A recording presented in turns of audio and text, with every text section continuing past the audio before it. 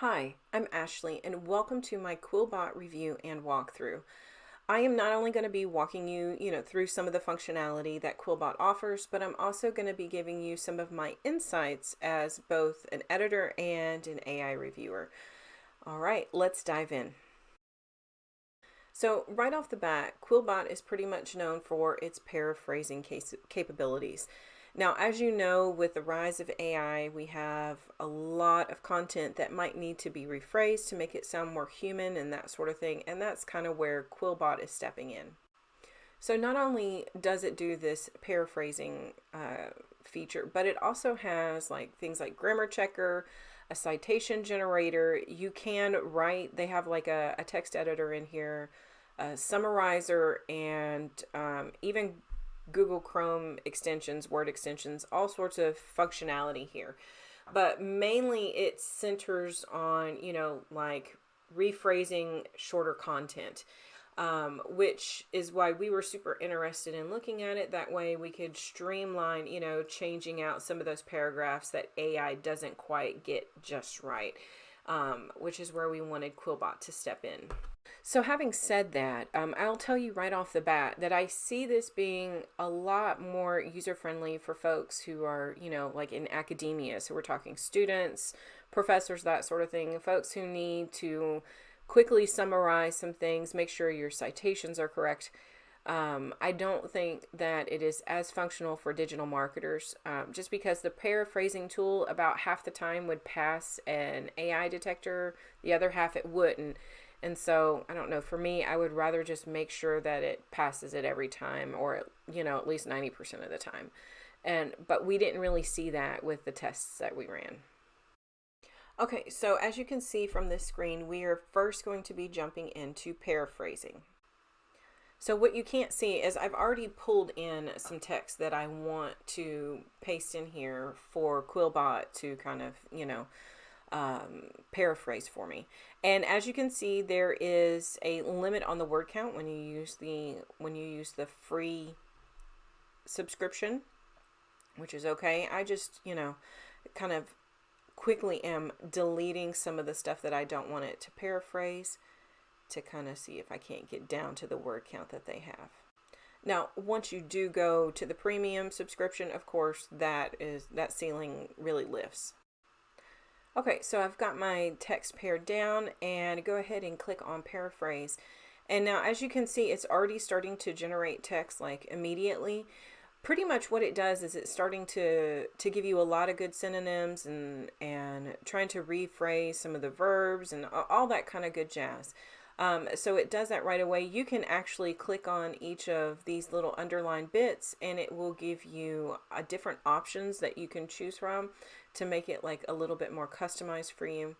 Up at the top where I am next to modes, you have several different modes that you can choose from, and you can actually change it. And as you see, the text starts to change as well, which is a super handy little feature.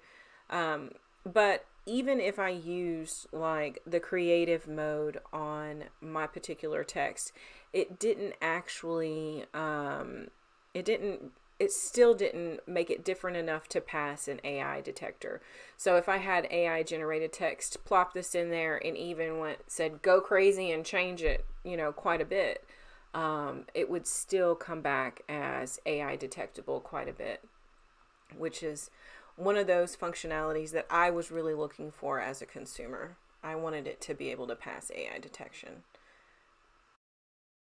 All right, so let's look at the grammar checker. Now, the grammar checker, all I'm doing again is I'm pasting in just some text that I had already, and it's going to come up and show you different little underlined sections where it gives you the suggestions.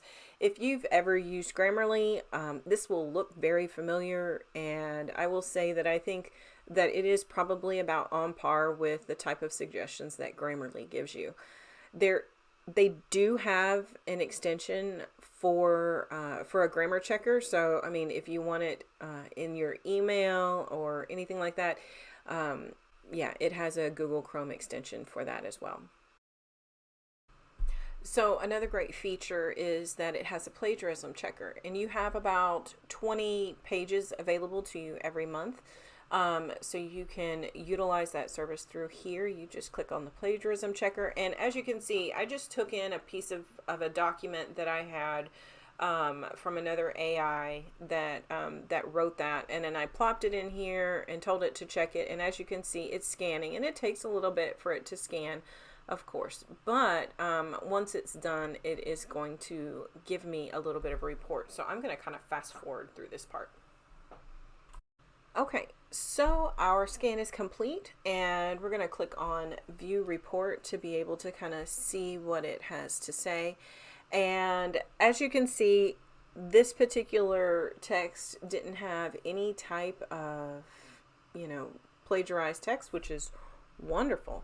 That's what we want to be able to see. But it also gives you, if there were, it would have had everything underlined. But I tested out another one that was actually published online, and the great thing was that it actually did. It lit up like a Christmas tree. So they were showing me how much plagiarized text, which was like pretty much everything, because it was already published online. So yeah, you will definitely know and be able to alter it there. All right, next up is the summarizer, and this has a lot of great applications for academics. You can use this to help streamline the summarization process for creating annotated bibliographies. As a digital marketer, you can use this when you're creating content briefs for different sources. You can hand this off to your writing team so that they can just have a summary of a reputable source, which is highly valued with the internet and having so much misinformation. But overall, as you can see, it was a super easy process. I just copy and pasted in a chunk of text, and then it sent it over and summarized it for me. And you can do that in either the paragraph or sentence forms. So the citation generator, this is one of those tools that is not necessarily going to be big for digital marketers because, we typically link out to the article itself that we're using as a source. But for academia, yes, this is a big player. And one of the things that I really liked about QuillBot as a professor and a former student is that not only does it generate the citation for you, but when you're paraphrasing and adding it into your co-writer, which is one of the templates, or I guess one of the functionality tidbits that I will be showing you in a little bit, when you add that in, it will actually give you an in-text citation, which I know is one of those horribly hard things that, it gets a little finicky. And people always struggle with it. So if you've ever used something like EasyBib or Citation Machine, this is going to look super familiar, and it's not going to be a problem to use. It's pretty much you just plug in the information and you tell it which type of format for citations you need, whether that's MLA or APA or whatever. They have a whole entire list for it. And it generates it for you, and it will actually add it into a works cited page or a reference list according to whichever format you need. All right, next up is the Google Chrome extension, and all you got to do is, click on the little Google Chrome icon, and it takes you over how to download it. It walks you through the download process. It also has one for Microsoft Word as well. I'm not going to show you that one just because I couldn't get mine to cooperate with me, but that is available if you would like to have that. Okay, so with some movie magic, we have gone ahead and downloaded the extension for Chrome, and I pinned it so I could find it a little bit easier. So I'm just going to go over and find a little bit of text to test out the extension for. We're going to go to the DDIY website and maybe find a little bit of text, like I said, to test this out on. All right, so we're going to go to our Content at Scale review, which is our favorite one for creating a lot of great articles at scale. It's one of those AI tools that we really recommend.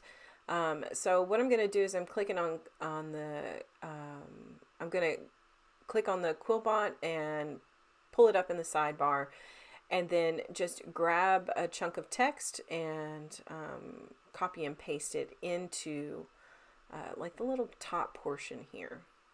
Okay, and I'm just grabbing a whole bunch of it, copying, pasting, and then hit paraphrase. And what it's going to do, it's going to kind of rewrite or paraphrase the chunk of text that I have there. And as you can see, it was super easy to use, and I didn't actually have to go into the QuillBot website to be able to do this. It was really nice just to have the extension there to kind of streamline that process. And just like I would be able to when paraphrasing in the QuillBot website, I can also, do things like click on the different synonyms and that sort of thing here.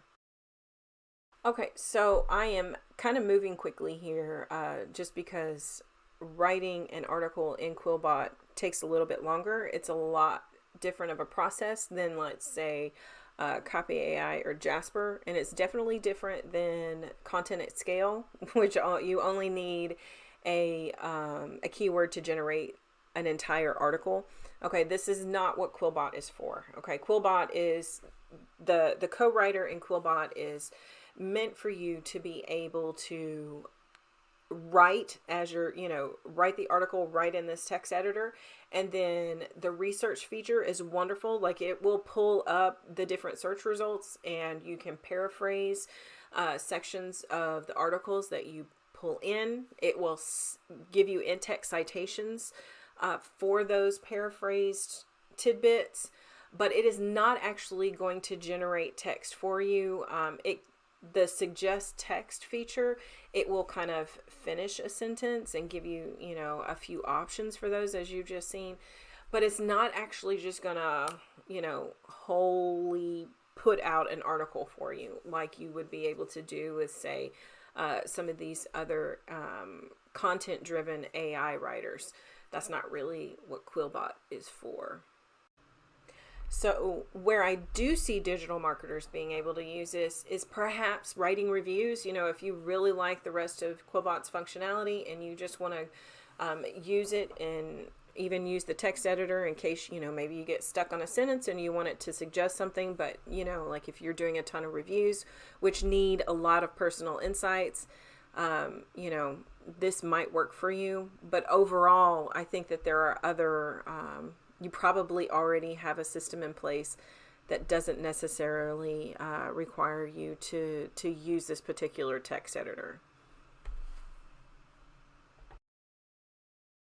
Thank you so much for watching our QuillBot review and walkthrough. If you would like to get a little bit more information, perhaps about pricing and that sort of thing, you can definitely check out the companion article review that we have with this one. Otherwise, I hope you have a wonderful day.